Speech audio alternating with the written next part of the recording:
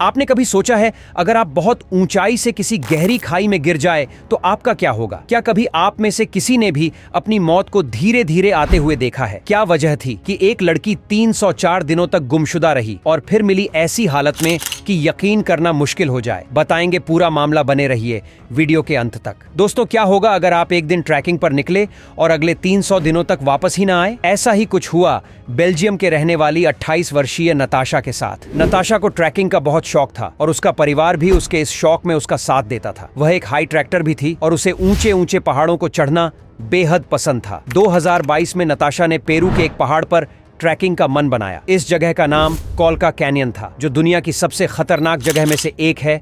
यह दुनिया की सबसे ज्यादा डीपेस्ट ट्रैकिंग डेस्टिनेशन है। यहाँ पर दो रास्ते हैं। जो लोग नए हैं उनके लिए आसान रास्ता है, जहां की ट्रैकिंग एक दिन में ही खत्म हो जाती है। लेकिन नताशा ने दूसरा खतरनाक वाला रास्ता चुना क्योंकि वह एक तगड़ी वाली हाइकर थी और उसे रिस्क लेना पसंद था। यह रास्ता खतरनाक इसलिए था क्योंकि नीचे तो यह जगह काफी चौड़ी थी, लेकिन जैसे जैसे आप ऊपर चढ़ते जाते हैं वैसे वैसे रास्ता सकरा होता जाता है। यहाँ की जगह बहुत चिकनाई वाली थी, इसलिए पैर फिसल कर गिरने का डर सबसे ज्यादा था। इस जगह पर गाइड को लेकर आना सबसे ज्यादा जरूरी था, लेकिन नताशा ने ऐसा नहीं किया क्योंकि उसे अपने आप पर कॉन्फिडेंस था कि उसे किसी भी गाइड की जरूरत नहीं है। हालांकि नताशा अकेली नहीं थी, उसके साथ कुछ और लोग भी थे, लेकिन नताशा की स्पीड उन सबसे काफी ज्यादा थी, तो वह सबसे बहुत ज्यादा आगे निकल गई थी। नताशा वहां पहुंची जहां पर आधा रास्ता वह तय कर चुकी थी और उसके सभी साथी काफी पीछे रह गए थे। लेकिन अचानक से यहां से नताशा गायब हो गई। नताशा हर शाम को अपने पेरेंट्स को कॉल किया करती थी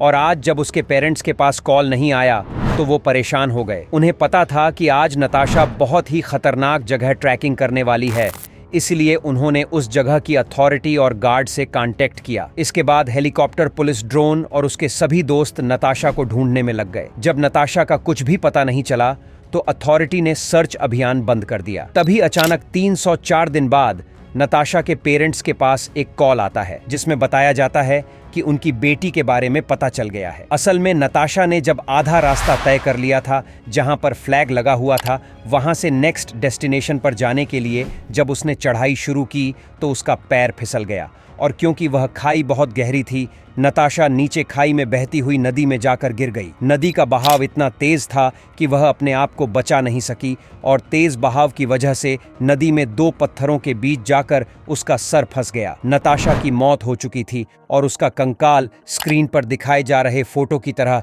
शायद रह गया होगा और उसका सर पत्थरों के बीच इसी तरह फंसा था। अब तो जानवरों ने नताशा को मार दिया होगा और उसका कंकाल वहीं फंसा रह गया, या फिर धीरे धीरे नताशा ने कई दिनों और महीना तक अपनी मौत को ऐसे ही आते हुए देखा होगा।